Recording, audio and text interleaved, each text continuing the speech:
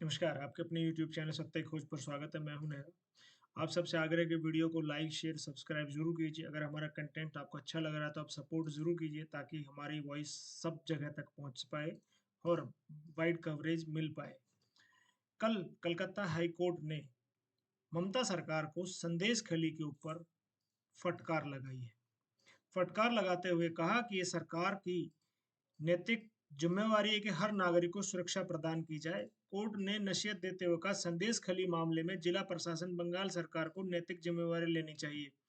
संदेश खली में अनेक टीएमसी के स्थानीय नेताओं पर जमीन हड़पने और महिलाओं का यौन शोषण के आरोप लगे हुए हैं, जिसमें शाहजहां शेख और उसका भाई, उसका परिवार प्रमुख है।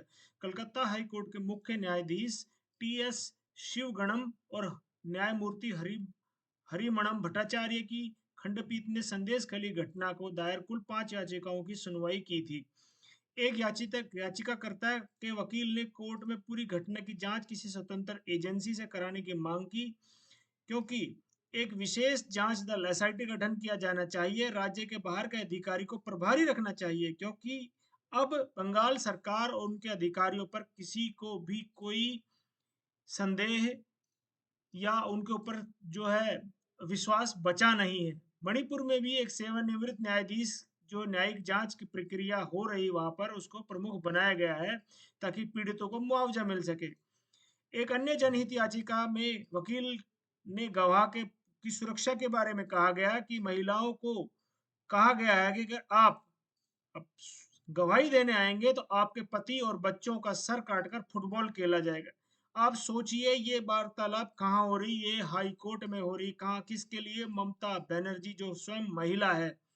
अगर वो महिला है तो इस तरह की जो घिनौनी हरकतें संदेश खली में हुई, एक महिला नहीं, आरोप तो ये लगाया जाता है कि सैकड़ों महिलाओं के साथ उनको चुना जाता था। कैसे चुना जाता था? एक समुदाय विशेष का व्यक्ति उनके घर आता था, उनको कहता आपकी जवान बेटी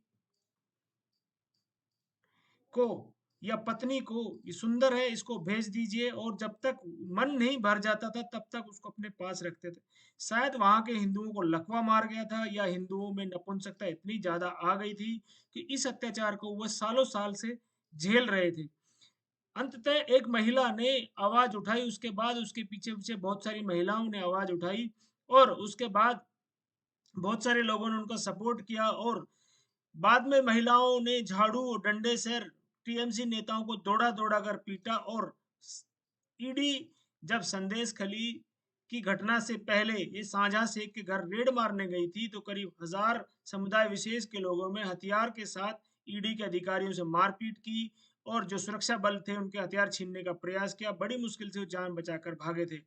अब यह स्थिति हो गई है कि संदेश खली में जैसे ही शाहजहां का शेख का नाम आया, ममता बनर्जी उनको बचाने के लिए भरपूर कोशिश की, परंतु कलकत्ता हाई कोर्ट की फटकार के बाद भी उनको सरेंडर नहीं कराया गया। फिर कहा गया अगर आप सरेंडर नहीं करेंगे तो हम एक्शन लेंगे, तब जाकर उसका सरेंडर का नाटक किया गया, और वो भी सरेंडर कल पुलिस बंगाल पुलिस के सामने किया गया। और वो मुस्कुराते हुए चेहरे मीडिया पर सभी ने उसको देखा था कि कैसे शाहजहां शेख विक्ट्री का निशान बना रहा था, परंतु जब ईडी की कस्टडी में उनको दिया गया तो ये उनका जो चेहरे लटक गए। आप समझिए कि महिलाओं की क्या दुर्दशा, और खास तौर पर ये महिलाएं दलित, सो कॉल्ड दलित समुदाय से संबंध रखने वाली हैं।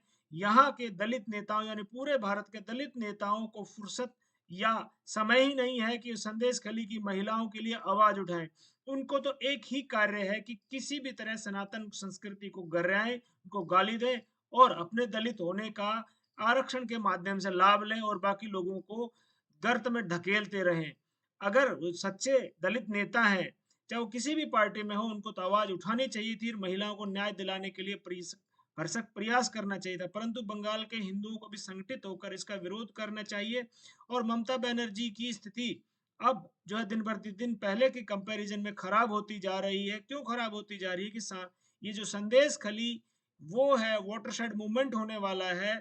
जैसा उन्होंने टाटा की कंपनियों को भगाने के लिए 2008-7 में वहां पर प्रयास किया था, और उसके बाद ये सीएम बनी थी, तो वैसा ही संदेश खली इनके लिए एक एक गड्ढा साबित होगा जिसको टीएमसी भर नहीं पाएगी, क्योंकि टीएमसी जिस तरह से ब्रूटल तरीके से अपने वोटरों को मारती है, काटती है, उनको हिंदू खास तौर पर हिंदुओं को जो बीजेपी के लिए वोट करते हैं उनको। तो ये जो संदेश है ये हिंदुओं में एक रोष के प्रति देखा जा रहा है ताकि लोग एक संगठित होकर ममता बनर्जी के खिलाफ वोट कर सके। अगर ये संदेश खली का संदेश पूरे भारत में फैलता है तो ममता बनर्जी की स्थिति बंगाल में दिन प्रतिदिन खराब होगी। कलकत्ता हाई कोर्ट की टिप्पणी के बाद तो और भी ज्यादा स्थिति खराब होगी। यानी अब टीएमसी और ममता बनर्जी की उल्टी गिनती शुरू हो गई है। अगर भारतीय जनता पार्टी महिलाओं को न्याय दिलाने के लिए उनके साथ खड़ी होगी तो ये उनके लिए एक बहुत बड़ा संदेश जाएगा कि जो महिलाओं के साथ अत्याचार करेगा, लोगों की जमीन छीनेगा, गुंडागर्दी करेगा, जनता उसके विरोध में जरूर जाएगी। तो अब संदेश के बाद कलकत्ता हाई कोर्ट ने जो टिप्पणी की है, ममता बनर्जी को सबक जरूर लेना चाहिए और महिलाओं को न्याय दिलाने का प्रयास करना चाहिए। परंतु न्याय किससे दिलाएंगे? खुद के ही नेता इतने करप्ट और भ्रष्ट हैं कि उन्होंने ही कब्जे किए हुए हैं, उन्होंने ही महिलाओं के साथ अत्याचार किए हैं। तो ये वीडियो संदेश सब तक पहुंचाइए ताकि सब लोगों तक पहुंच सके कि कलकत्ता हाई कोर्ट ने किस तरह से ममता बनर्जी सरकार के खिलाफ टिप्पणी की है। आशा करता हूँ वीडियो आपको पसंद आया होगा। वीडियो को पूरा देखने के लिए बहुत बहुत धन्यवाद।